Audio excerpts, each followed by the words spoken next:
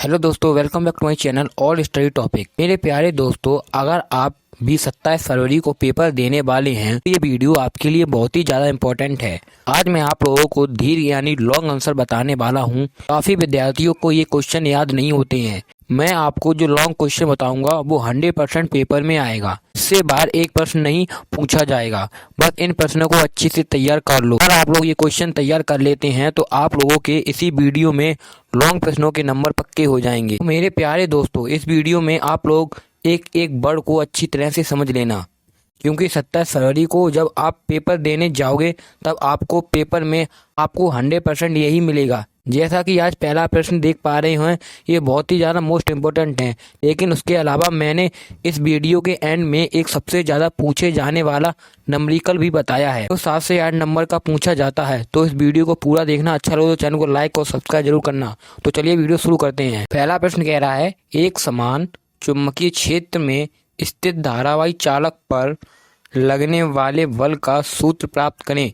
ये क्वेश्चन आपका 6 नंबर में पूछा गया। देखिए 6 नंबर में पूछा जाता है। तो लिखेंगे, माना एक ऋजु रेखीय धारावाही चालक की लंबाई L है जिसमें I प्रबलता की विद्युत धारा बह रही है।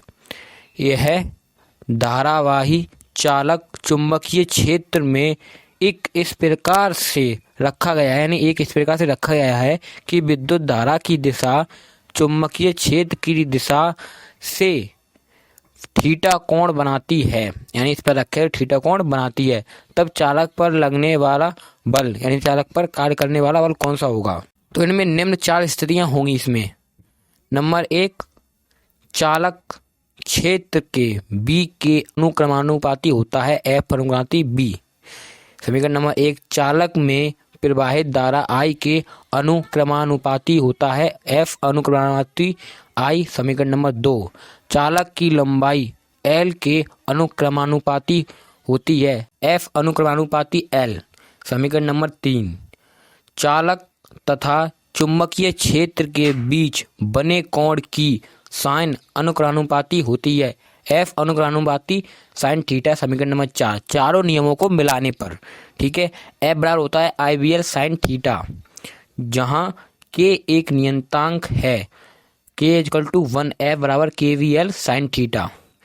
अतः धारावाही चालक पर लगने वाला बल हमें प्राप्त हुआ है F बराबर BIL साइन थीटा न्यूटन। यही हमारा आंसर हो जाए प्यारा सा। अगर आपने ऐसा बोर्ड एग्जाम में लिख दिया तो आपके 6 नंबर पक्के हो जाएंगे, ये मैं गारंटी लेता हूँ। और ये 100% श्योर है ये आएगा, क्योंकि ये 2014, 15, 16, 17, 18, 19, 20 आदि वर्षों में पूछा गया है। तो इस बार भी पक्का पूछा जाएगा। चलिए अगला प्रश्न देखते हैं। अब क्वेश्चन नंबर 2, विद्युत मोटर का, ये 7 नंबर में क्वेश्चन पूछा जाता है। विद्युत मोटर का सिद्धांत स्पष्ट कीजिए। सिद्धांत पूछा गया पहली बात, तथा इसकी कार्यविधि भी बताइए। कार्यविधि पूछी गई है। अथवा इसके उपयोग भी पूछा गया है, उपयोग भी लिखिए। तो लिखेंगे पहले विद्युत मोटर है क्या। आपको ऐसा ही लिखना है बोर्ड एग्जाम में जैसे मैंने लिखा है। विद्युत मोटर यह एक ऐसा साधन है जो विद्युत ऊर्जा को यांत्रिक ऊर्जा में बदलता है, विद्युत मोटर कहलाती है। यानी कि याद रखना, विद्युत ऊर्जा को यांत्रिक ऊर्जा में बदलता है, विद्युत ऊर्जा को यांत्रिक ऊर्जा में बदलता है, विद्युत मोटर कहलाता है। सिद्धांत देखेंगे। अब इसका सिद्धांत कह रहा है, विद्युत मोटर का स्थिरांक एवं सिद्धांत इस तथ्य पर आधारित है, जब किसी कुंडली को चुंबकीय क्षेत्र में रखकर उसमें विद्युत धारा प्रवाहित की जाती है तो कुंडली पर एक बल युग्म कार्य करने लगता है। यही विद्युत मोटर का सिद्धांत है। यानी जब कुंडली में विद्युत धारा प्रवाहित की जाती है तो वह कुंडली घूमने लगती है, तो उस पर एक बल कार्य करने लगता है। यही बल कार्य करने लगता है, यही विद्युत मोटर का सिद्धांत कहलाता है। सिंपल सी बात थी। कार्यविधि कह रही है हमारी, कार्यविधि यानी किस प्रकार से कार्य करती है ये। तो देखेंगे, जब बैटरी से कुंडली में विद्युत धारा प्रवाहित करते हैं तो फ्लेमिंग के बाएं हाथ के नियम से कुंडली की भुजाओं AB तथा CD पर बराबर परंतु विपरीत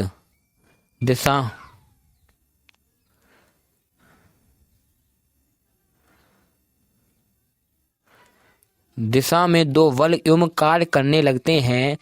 ये दोनों वलय बनाते हैं, वलय यानी जोड़ा बनाते हैं बलों का, जिस कारण कुंडली वामावर्त दिशा, वामावर्त मोस्ट इंपोर्टेंट पॉइंट है ये हमारा, वामा दिशा में घूमने लगती है।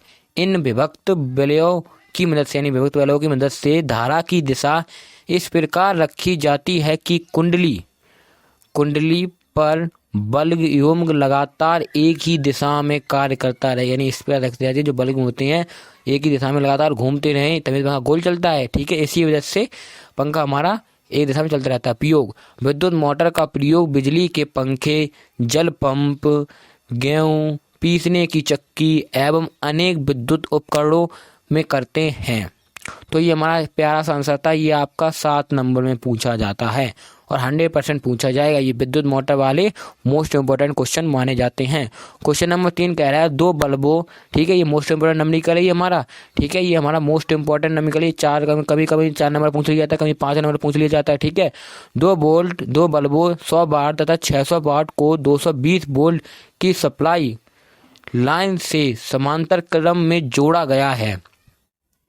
लाइन से निर्गत धारा की गणना करें, यानी हमें इसकी धारा बतानी है, धारा कितनी लगेगी। ठीक है, तो हम करेंगे इसको, सबसे पहले लिखेंगे हम पे दिया है, क्या दिया है, जो क्वेश्चन में दिया होता है सबसे पहले क्वेश्चन यही करना, लिखता नंबर दिया है।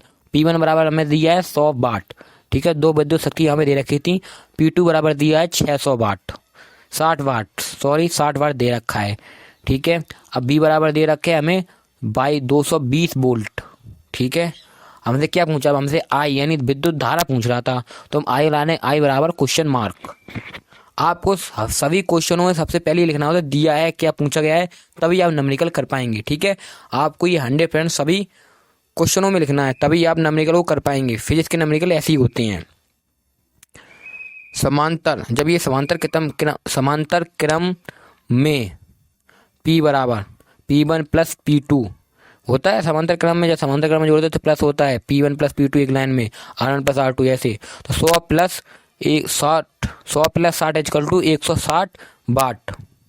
ठीक है, चलो ये हो गया। अब पूछा गया है हमें धारा, आई पूछा गया है, तो निर्गत धारा यानी आई बराबर